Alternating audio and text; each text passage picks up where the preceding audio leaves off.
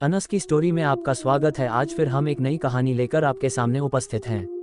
तो चलिए शुरू करते हैं आज की कहानी। इस कहानी में बारिश के मौसम में अंधेरी रात को गिरीश चाचा को अपन खेत में कोई दिखाई देता है।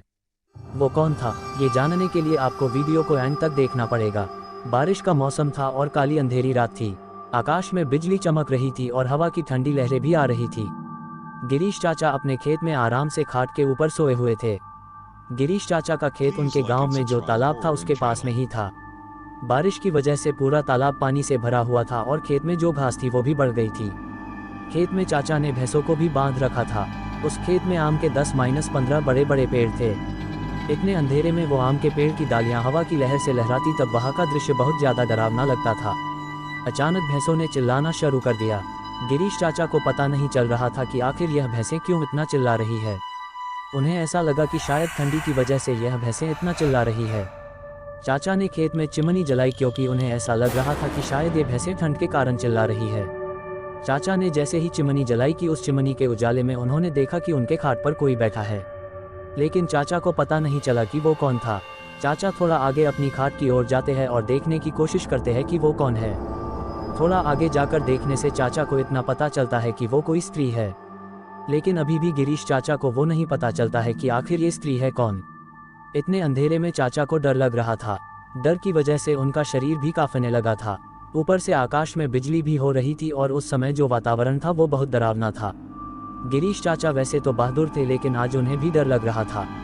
चाचा को ये बात भी मालूम थी कि डरने से कुछ नहीं होगा, इसलिए उन्होंने डरने की जगह पर इस परिस्थिति का सामना करने का तय किया। चाचा ने एक बड़ी लकड़ी अपने हाथ में ली और वो थोड़ा आगे खाट के पास गए। वो खाट के पास जाकर गुस्से में बोले, कौन हो तुम? तुम्हें क्या लगता है कि मैं तुमसे डरता हूँ? सच तो ये था कि गिरीश चाचा सच में बहुत डरते थे। चाचा का ये गुस्सा देखकर वो स्त्री खड़ी हुई और बोली, क्या तुम सच में मुझसे नहीं डरते हो? चाचा ने थोड़ी हिम्मत बताई और कहा कि यहाँ से चली जाओ वरना तुम्हारे लिए अच्छा नहीं होगा। वो स्त्री बोली, अब तू मुझे मेरे ही घर से निकालेगा? यहाँ पर तो मैं कई वर्षों से रह रही हूँ, यहाँ तक कि मेरा बचपन भी यही गुजरा है। यह मेरा ही घर है। ये सुनते ही चाचा का डर और गुस्सा दोनों ही शांत हो जाता है। गिरीश चाचा को अब लग रहा था कि मेरे सामने जो औरत खड़ी है उन्हें मैं पहचानता हूँ। फिर भी चाचा सोच रहे थे कि आखिर ये है कौन। चाचा ये भी सोच रहे थे कि अगर मैं इसको जानता हूँ तो ये इस वक्त इतने भयानक रूप में क्यों है।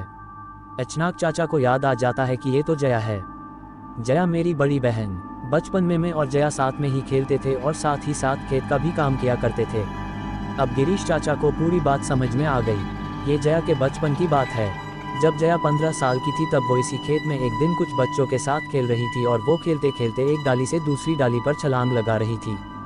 जया जिस डाली पर बैठी थी वो डाली अचानक टूट गई और जया मुंह के बल नीचे गिर गई। ये सब देखकर बच्चों ने चिल्लाना शुरू कर दिया। बच्चों के चिल्लाने की आवाज़ से गाँव से बड़े लोग वहाँ पर पहुँच गए और जया जो उठाकर अस्पताल ले गए थे, किंतु तब तक काफ़ी देर हो चुकी थी और जया की मौत हो चुकी थी। गिरीश चाचा को ये सारी बातें याद आ गई थी, लेकिन जब उन्होंने खाट पर देखा तब वहाँ कोई नहीं था।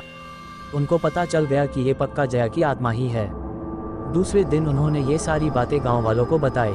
गांव के एक बड़े बुजुर्ग ने कहा कि जब जया की मौत हुई थी तब वो एक बच्ची थी और इसीलिए हमने उसे बालक समझ के दफनाया था, लेकिन वास्तव में हमें उसका अंतिम संस्कार करने की ज़रूरत थी। हमने उसका अंतिम संस्कार नहीं किया है, इसलिए आज भी जया की आत्मा भटक रही है। हमें जया की आत्मा को मुक्ति देनी होगी। गांव के सभी लोगों ने कहा, आपकी बात सही है, हमें जया की आत्मा को मुक्ति देनी होगी। गिरीश चाचा ने तुरंत ही जया को जहां दफनाया गया था वहां से निकाला और चाचा ने जया के शव का अग्नि संस्कार किया और उसकी आत्मा को शांति दिलाई। अगर आपको हमारी हॉरर स्टोरी अच्छी लगी हो तो अपने दोस्तों के साथ भी शेयर कीजिए और कमेंट में ज़रूर बताइए कि कैसी लगी हमारी ये कहानी। अगर आपको वीडियो अच्छी लगी हो तो प्लीज़ वीडियो को लाइक करें और चैनल को भी सब्सक्राइब करके बेल नोटिफिकेशन को ऑल पर प्रेस कर दें। Thanks for your watching.